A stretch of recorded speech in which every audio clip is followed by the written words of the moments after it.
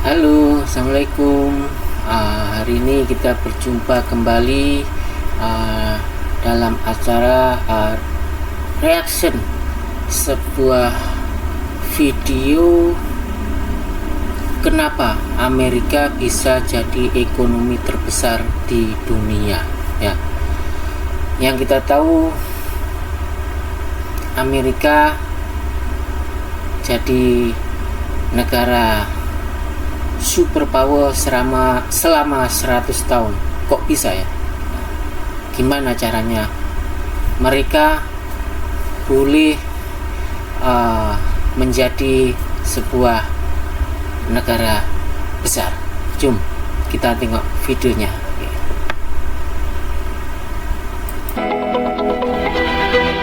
Hai semua, ketemu lagi sama aku Luna. Selamat datang di channel Ngomongin Uang.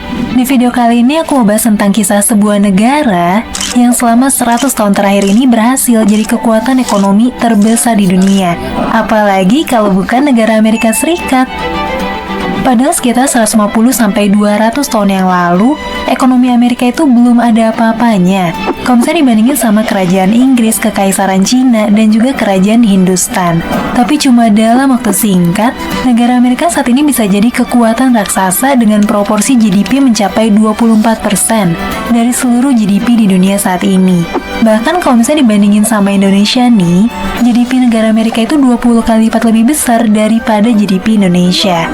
Bahkan jumlah aset keuangan di Amerika di tahun 2021 lalu itu tuh mencakup 28% dari seluruh aset keuangan di dunia di tahun yang sama.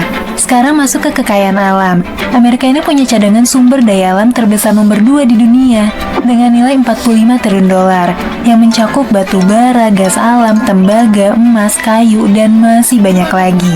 Khusus buat cadangan emas, Amerika tuh punya cadangan emas terbesar di dunia saat ini, yaitu sebesar 8.133 ton cadangan emas. Kekayaan Amerika ini belum termasuk industri pop culture-nya kayak Hollywood dan juga industri musik. Dan juga kerajaan industri teknologinya yang nyaris memonopoli akses teknologi informasi di seluruh dunia. Nah, pertanyaannya sekarang, kenapa sih Amerika bisa menjelma jadi kekuatan ekonomi sebesar itu? Padahal... Ya, kenapa Amerika bisa menjadi sebuah negara superpower? Bukan memuja, bukan melihat sebuah negara yang apa ya gitu kan, tapi kita melihat kita boleh cari suatu contoh mana yang terbaik buat Indonesia guys. Menurut apa ya, mereka yang benar-benar bekerja buat negara bisa menjadikan negara itu makmur. Ya, gimana ceritanya? Jom kita tengok lagi. Kalau kita lihat sejarah, Amerika 100-200 tahun yang lalu itu cuma koloni pengembara aja, yang merupakan pelarian dari bangsa Eropa. Jadi di awal kemerdekaan mereka di tahun 1776, masyarakat Amerika itu masih jauh banget dari kata sejahtera. Kebanyakan masyarakat di Amerika perlu berjuang nih buat ngelawan ganasnya alam dan juga musim dingin yang ekstrim. Bahkan berperang ngelawan penduduk lokal buat bisa bertahan hidup sehari-hari. Dengan GDP yang cuma 2% dari GDP dunia saat itu, Amerika Serikat sama sekali nggak dianggap sebagai kekuatan yang patut diperhitungin. Nah, sebetulnya ada banyak faktor ya yang ngebentuk Amerika jadi kekuatan ekonomi terbesar di dunia saat ini. Tapi aku coba rangkum semuanya jadi 3 katalis. Yang pertama itu ada ekspansi wilayah besar-besaran. Yang kedua revolusi industri. Dan yang ketiga perang dunia kedua. Sampai sini udah kebayang dikit-dikit kan gimana besarnya kekuatan ekonomi Amerika? Oke, sebelum kita bahas lebih dalam ketiga faktor ini, aku mau ngasih tahu kamu dulu. Buat yang mau investasi saham perusahaan Amerika Serikat, di Indonesia kita bisa loh beli saham US di aplikasi Nanovest yang udah punya izin resmi dan diawasin sama Bapepti. Ada lebih dari 2.000 pilihan saham Amerika Serikat dan aset kripto yang bisa kamu invest dengan modal mulai dari Rp5.000 aja tanpa biaya transaksi. Soal keamanan, Nanoface juga terdaftar dan terlindungi sama program pertanggungan risiko cybercrime yang disediain sama asuransi Sinarmas dan juga tersertifikasi ISO yang divalidasi sama Komite Akreditasi Nasional. Buat kamu yang tertarik investasi saham perusahaan Amerika Serikat, link downloadnya aku simpan di deskripsi ya.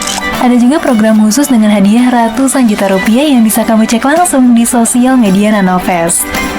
Oke, sekarang kita lanjut bahas tentang katalis ekonomi Amerika. Faktor yang pertama itu adalah ekspansi wilayah dan jalur perdagangan secara besar-besaran. Mungkin banyak dari kamu yang belum tahu nih, kalau wilayah Amerika itu di awal kemerdekaannya nggak sebesar sekarang. Awalnya Amerika cuma mencakup 13 koloni yang bermukim di pesisir pantai timur doang. Sementara dulu mula-mula wilayahnya itu nggak besar ya. Bagian timur saja ya. Gimana boleh besar nih ceritanya ya? Oke, lihat. 2/3 sisi barat Amerika saat itu masih berupa daratan yang belum dikuasai negara manapun dan cuma dihuni sama suku natif doang yang terpencar-pencar.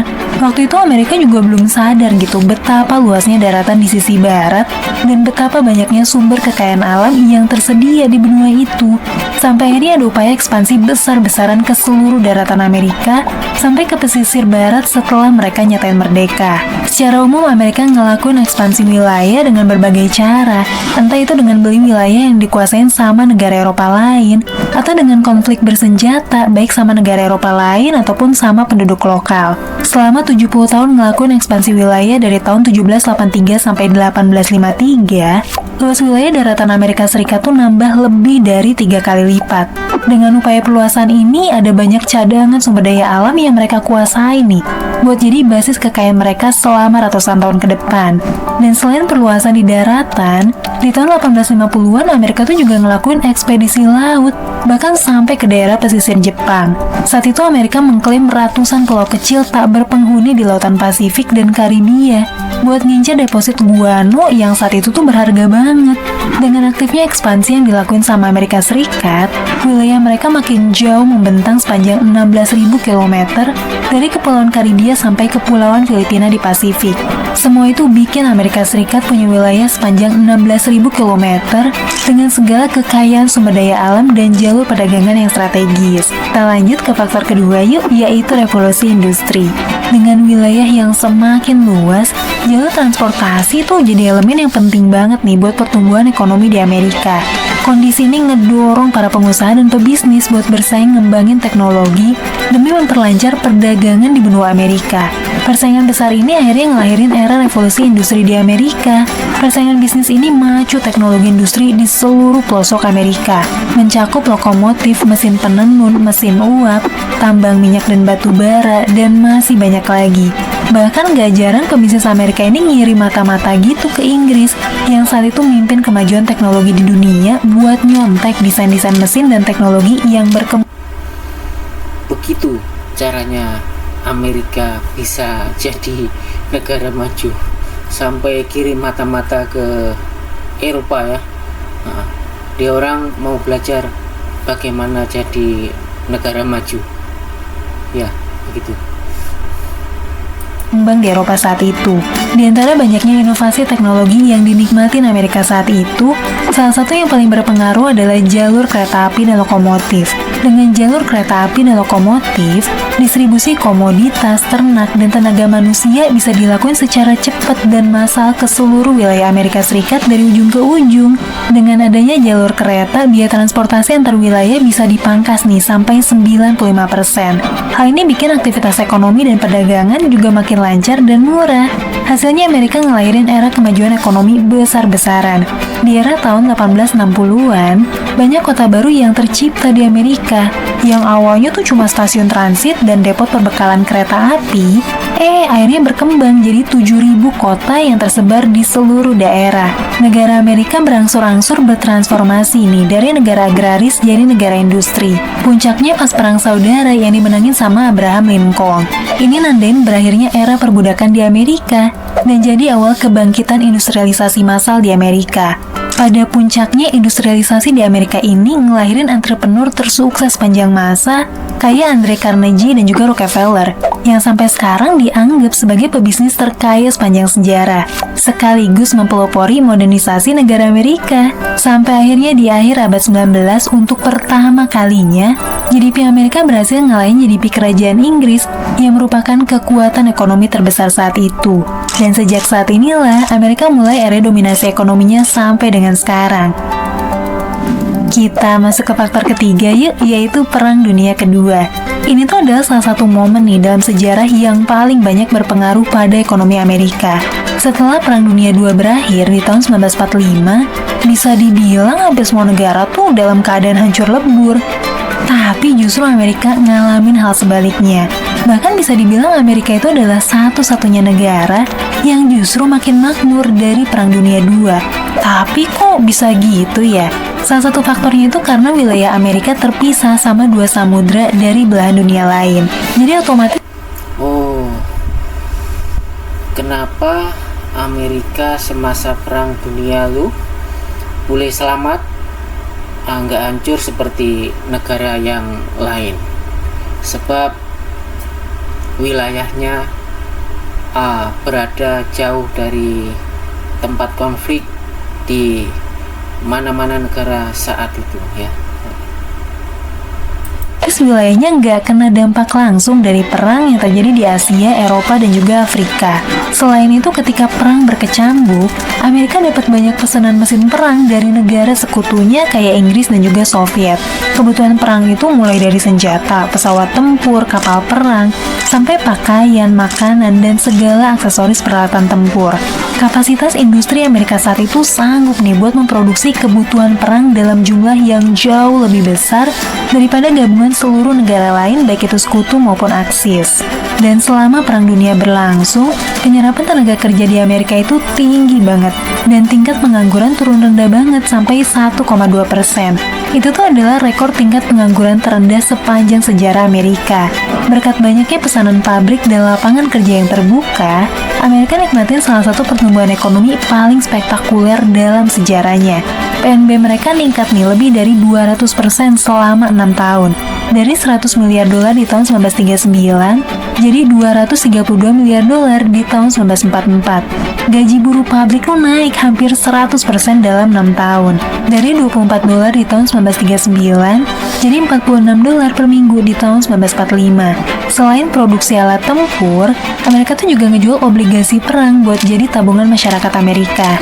Di tahun 1944, 60% dari 131 juta rakyat Amerika udah punya obligasi dengan total nilai 185,7 miliar dolar atau lebih dari 2.000 dolar per kepala. Angka ini kira-kira setara sama pendapatan 1 tahun per kepala di Amerika. Canggih ya. Oh, coba bayangin deh, 60% penduduk tuh punya dana darurat 1 tahun penghasilan. Selain dari output industri, Amerika tuh juga sukses jadi negara yang punya cadangan emas terbanyak di dunia pasca perang karena kebijakan politik Gold Reserve Act yang diberlakuin di tahun 1934 yang kemudian diikutin sama Bretton Woods Agreement di tahun 1944. Kedua perjanjian ini bisa nyerap hampir semua cadangan emas di seluruh dunia, sekaligus ngejadiin mata uang dolar Amerika sebagai mata uang terkuat karena di begitu ceritanya. Kenapa uang Amerika dolar itu ya dominan ya di mana-mana negara? Begitu rupanya mula-mula sejarahnya ya. Dipercaya jadi satu-satunya mata uang yang di-backup langsung sama cadangan emas. Kondisi ini terus berlangsung sampai di tahun 1971, Presiden Nixon menyebut perjanjian Bretton Woods dan bikin mata uang dolar Amerika bisa dicetak tanpa harus di-backup sama cadangan emas. Nah, sebetulnya masih ada banyak banget ya faktor yang nunjang perekonomian Amerika di era modern kayak sekarang. Contohnya tuh kayak dominasi teknologi informasi yang dikuasain sama perusahaan asal Amerika. Misalnya tuh Google, Apple, Microsoft, dan juga Meta. Belum lagi industri pop culture dan hiburannya yang nyihir miliaran penggemar di seluruh dunia. Mulai dari industri film Hollywood, musik, olahraga, TV show, dan masih banyak lagi. Tapi terlepas dari semua itu, Momentum katalis ekonomi Amerika ini dibentuk dari 3 faktor yang aku bahas tadi.